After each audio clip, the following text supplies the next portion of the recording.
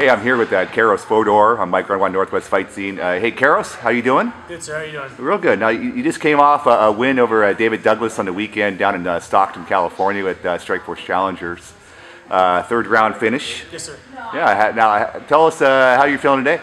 I feel pretty good. My knee's a little banged up from all the knees that I threw, so I'm kind of dealing. I have to get an MRI tomorrow. And it shouldn't be anything major, but I'm on a temporary suspension until we get it figured out. Okay. Now, talk about the fight. You looked really good. You looked real dominant.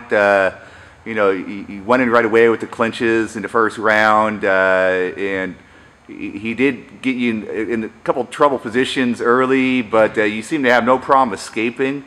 And then as the round progressed, you found the elbows when you got on top of him, and you threw the elbows. So tell us about that first round and how you felt, because going in there, Douglas certainly had a name as a big, strong guy, and you just seemed to handle him so easily. Yeah, in the beginning, the most crucial time for us was those opening couple minutes. So I wasn't really sure if he was going to bum rush me or what, but we circled for a second, then he came right at me like we thought he would, and I got a feel for him. I got a good body lock on him, and I wasn't too impressed with his strength. I mean, he's a strong guy, but we trained a lot harder in here, so I was kind of lax on that. And then I got the clinch, and I was able to keep him where I didn't think I was going to be able to because he was going to be so strong, but I was able to keep him in the clinch and work my original game. Mm-hmm. Now, it seemed, once you start dropping those elbows on him, it really took a lot out of him. He just didn't really seem to have anything in the second. And then when he finished in the third, he came out just with nothing. As a fighter, how do you deal with that when the other guy just kind of quits? I mean, Yeah, it's a great thing when they do quit. I just wish I had a lot of lactic acid build up in my arms from those chokes that I was going for. Mm-hmm. So I wasn't able to in the third round go after him as hard as I wanted to. I think I could have put him out probably in the late second or early third if I would have just had use of my arms, but they were completely swollen from those guillotine chokes, so it kind of slowed me down a little bit. Right. Now, with Zuffa buying out Strikeforce and with the new rules with the elbows on the ground, what do you think of that new rule? It was great when you're on top. I haven't eaten any yet, but it's a great weapon. To the bodies, to the legs, to the head. There's huge power there, and you can really hurt people. Now, did you work on that before this fight? Yes, we found out just 2 weeks before the fight that we were able to do it, so we worked in as much as possible, but it was great being able to throw him. All right on. Now, with the win over Douglas, has 3 in a row with Strikeforce. Any idea of who you'd be facing next? Actually, none. I have no idea. I'm hoping that if I continue to fight in the Challenger Series like I am, then after the next win, then maybe I can be able to progress to some of the contenders that there's a bunch of them, but the guys who are on the main cards and fighting for the title shots, I'd like to eventually start being able to compete against those guys. Sure. Now, your last fight against Getzel, before this previous fight, you had mentioned maybe fighting Ryan Couture. Mm-hmm. Did anyone take you up on that? Any interest? No, not yet. Still, I haven't heard anything about that. I'm not sure exactly what's going on with that. He's relatively new to the professional level, so I think he's getting some experience. That's what he's working on. So whenever they want that to happen, I'm game for that too. Okay, well, perfect, man. And you have how many more fights on the contract, or? I have one more. One more, and then you kind of see what goes, how it goes from there. Well, perfect. Now, one of the things I noticed between your last fight and this fight is that you got a lot of tattoo work done on your back. I mean, you had this last fight. I saw some pictures, and there was no tattoos, and now it's completely filled. Yeah, it was right after my fight in Mississippi. I started.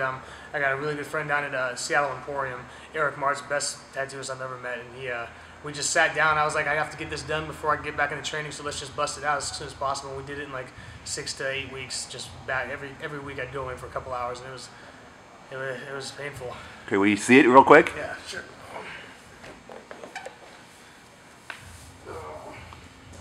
Wow, that is sick. So how many hours in total? 20 hours. All right, well, that's perfect. You know where to go. You get to fill it in with color at all, or no? It's done. It's done. So. All right. Well, perfect. Now you're working here at AMC. We're here in AMC in Kirkland, Washington, and you're working with, of course, Matt Hume, Trevor Jackson. Tell us about some of the guys that you're working with besides them and what you're doing. The number one sparring partner is Brandon Dudley, and he is just, I mean, he's a beast. He whoops my ass all the time. So he's the guy I'm working with when it's time to get ready to spar and stuff like that. Mario Miranda is, great. We got Drew Brokenshire from Pacific and Demetrius Johnson too.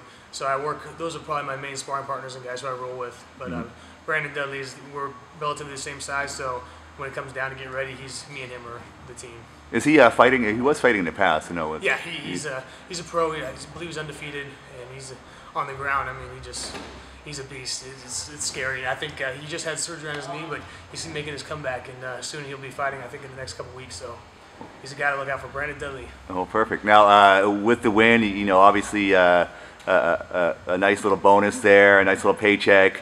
But you have to work too. I know you have a day job. Yes. What do you do for work? I work at a foster home with autistic kids. Okay.